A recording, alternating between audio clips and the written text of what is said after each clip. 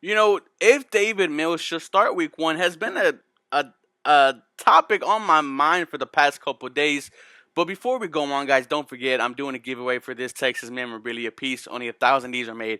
It has Andre Johnson, it has J.J. Watt, Matt Schaub, and it has a piece of the first football to ever be scored at Reliant Stadium. Guys, if you want to be a part of that, just go ahead and subscribe down low and let me know what was the best or most crazy sports moment that you ever witnessed. For me, it was that Stephon Diggs, the miracle catch on the sideline where he took it to the house. But let's go on with the video, ladies and gentlemen. Davis Mills starting for the Houston Texans week one is, I think, imperative for the Houston Texans. And here's why I say that. And let's kind of be honest with ourselves. You've already heard me say this multiple times.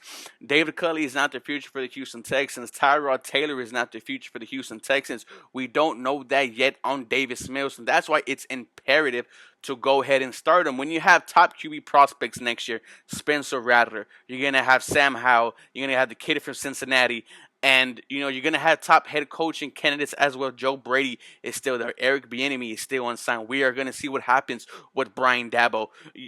We are going to see what happens over the course of next season, and that's why the Houston Texans need to be doing two things at once. They need to be pay attention to themselves and look at what others are doing as well.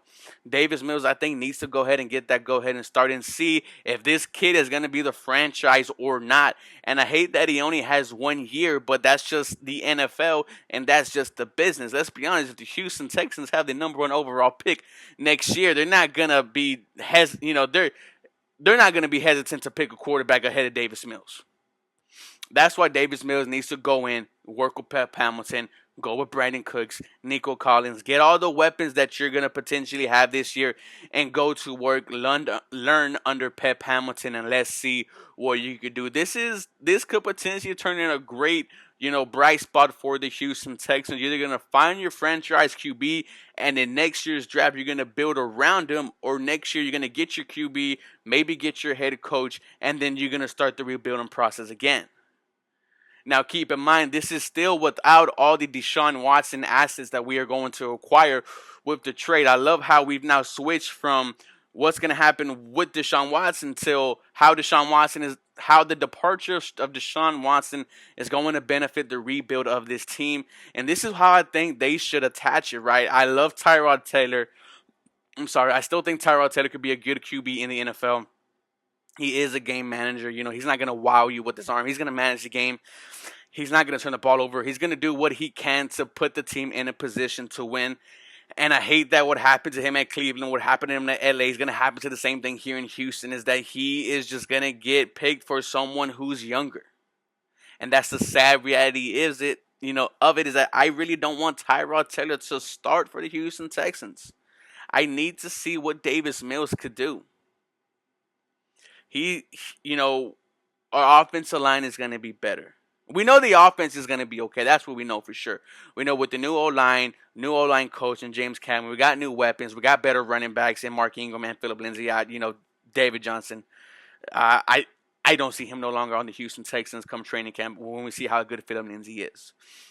We know the main issue is going to be the defensive side of the ball, which we allocated a lot of resources in the offseason, but they weren't big-time names, right? These are guys that are just going to be here for 1 to 2 years to help develop the rookies. It's going to be crazy to see what Davis Mills could do. It's going to be interesting to see, and he's going to have a lot of pressure on him. He has to suspect this as well. He has to know that if this team does bad, the chances of me ever starting for this franchise is completely gone if we are not a good team. But hey, when you're put in high-pressure situations, right, when you are picked to be a quarterback for an NFL team, you have one shot, and this is the one shot for Davis Mills. And he doesn't have the luxury that a first-round pick does, right? You don't have, the 4 contract, the 4 years on a contract with the 5th-year option. You don't have that. You were the best player available at 67, and now we got to find out if you're going to be our guy for the future. Let me know what you think, what's going to happen, guys. As always, go Texans. As always, you guys have a blessed day.